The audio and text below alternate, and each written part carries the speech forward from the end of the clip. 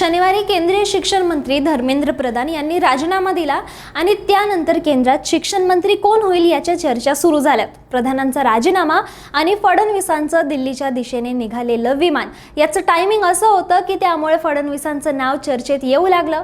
देवेंद्र फडणवीस यांनी केलेल्या दिल्लीवारीनं सर्वांचंच लक्ष वेधलं। सध्या तरी शिक्षण खात्याचे प्रभारी म्हणून सरकारनं प्रल्हाद जोशी यांची नेमणूक केली आहे, पण त्या जागी लवकरच नवा कायमस्वरूपी चेहरा आपल्याला दिसणार आहे।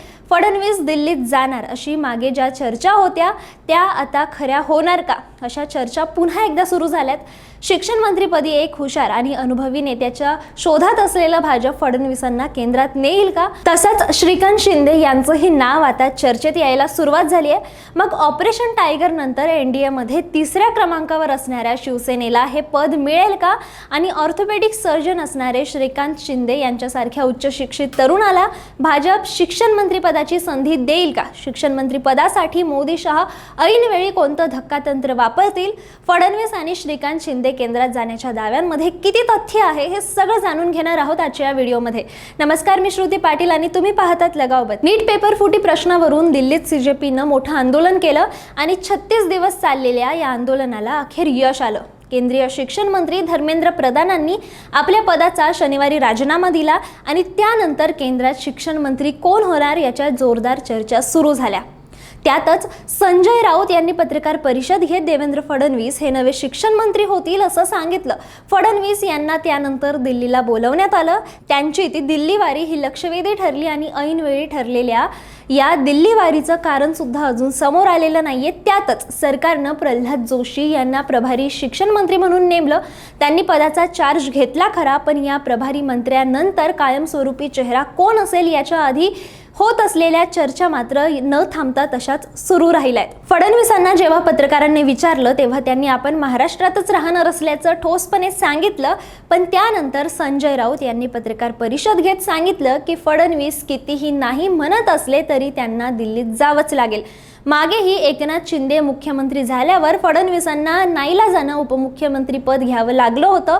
मोदींनी फडणवीसांना केंद्रात घेण्यासाठी आता मन बनवलं आहे आणि तेच काही काळात शिक्षण मंत्री झालेले आपल्याला पाहायला मिळतील। आता इतकं छातीठोकपणे सांगणाऱ्या राऊतांच्या म्हणण्यात तथ्य आहे की नाही असा प्रश्न आपल्याला पडल्याशिवाय राहत नाही। खरं तर केंद्रात आता शिक्षण मंत्रीपदी असणारा चेहरा भाजपला हुशार हवाय, जाणकार हवा आणि सर्वात महत्त्वाचं म्हणजे तरुण हवाय असं सांगितलं जातंय। कारण सरकारला या आंदोलनानं इतकं मात्र कळलंय की आता तरुणांना गृहीत धरून चालणार नाहीये। त्यामुळे नवा मंत्री तरुणाईला साथ घालणारा, त्यांची मानसिकता आणि कल माहीत असणारा हवा। फडणवीस यांच्या बाबतीत जर पाहिलं तर ते हुशार आणि अभ्यासू आहेत आणि महत्त्वाचं म्हणजे तरुण आहेत। अर्थात त्यांचं वय जरी 56 असलं तरी दिल्लीच्या राजकारणात हे वय जास्त मानलं जात नाही आणि काळानुसार बदल स्वीकारून ज्येष्ठ आणि तरुण या दोन्ही वर्गामध्ये मध्य साधणारा हा चेहरा आहे। तसं पाहता फडणवीस केंद्रात जाण्याच्या चर्चा काही आजच्या नाहीयेत, मागच्या बऱ्याच काळापासूनच्या आहेत। पण महत्त्वाचा प्रश्न असा उपस्थित होतोय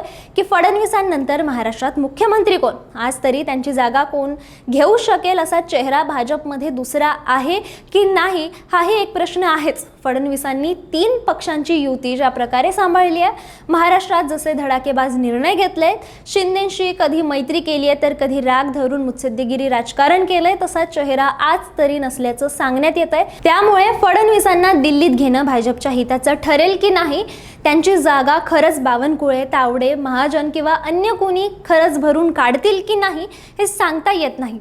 याशिवाय दुसऱ्या एका मराठी चेहऱ्याची चर्चा केंद्रीय शिक्षण मंत्रीपदी होती आणि ते म्हणजे उपमुख्यमंत्री एकनाथ शिंदे यांचे चिरंजीव डॉक्टर श्रीकांत शिंदे। शिवसेनेचे नेते आणि महाराष्ट्र प्रदूषण नियामक मंडळाचे अध्यक्ष प्रफुल्ल कदम यांनी काल असं वक्तव्य केलं आणि त्यामुळे राजकीय वर्तुळात या चर्चांना उधाण आले।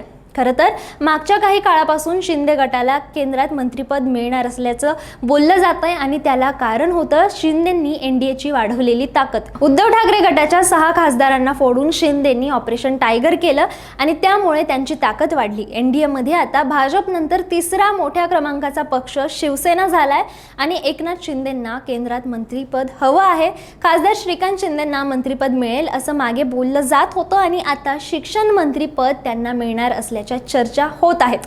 श्रीकांत शिंदे हे डॉक्टर आहेत। ऑर्थोपेडिक सर्जन आहेत, उच्च शिक्षित आणि जनजी तरुणाला साथ घालू शकणारा नेता या साच्यात ते बसतात. पण इथं प्रश्न असा पडतो की शिक्षण खात्यासारखं महत्त्वाचं खातं भाजप आपल्या मित्रपक्षाला सोडेल की नाही. श्रीकांत शिंदे सारखं आणखीन एक नाव असं चर्चेत आहे, ते म्हणजे आपमधून भाजपमध्ये आलेले राघव चड्डा. ते हुशार आहेत, उच्च शिक्षित आणि तरुण असल्यानं चर्चेत आहे. पण पुन्हा तिथं तोच प्रश्न आहे की ते तर भाजप सोबत अलीकडेच आलेत. क्रेडिबिलिटी कितीही असली तरी त्यांना थेट मंत्रीपद कसं मिळू शकेल. पावसाळी अधिवेशन संपेपर्यंत तरी भाजपचा शिक्षण मंत्री पदावर कुणाला आणण्याचा विचार नसल्याचं दिसतंय. त्यामुळे अधिवेशनानंतर कुणीतरी नवीन चेहरा त्या जागी दिसण्याच्या शक्यता आहेत. मग त्यावेळी असंच भाजप नेहमीप्रमाणे धक्कातंत्र वापरून कुणाच्या ध्यानीमनी नसणारा चेहरा आणेल का, असा प्रश्न पडतोय. तुम्हाला काय वाटतं, केंद्रात शिक्षण मंत्री पद कुणाला दिलं जाईल? फडणवीस किंवा श्रीकांत शिंदे यांचं खरंच शिक्षण मंत्री होण्याचे चान्सेस आहेत का? आम्हाला कमेंटमध्ये नक्की सांगा आणि अशाच राजकीय विश्लेषणासाठी लगावबत्तीला सबस्क्राईब करा.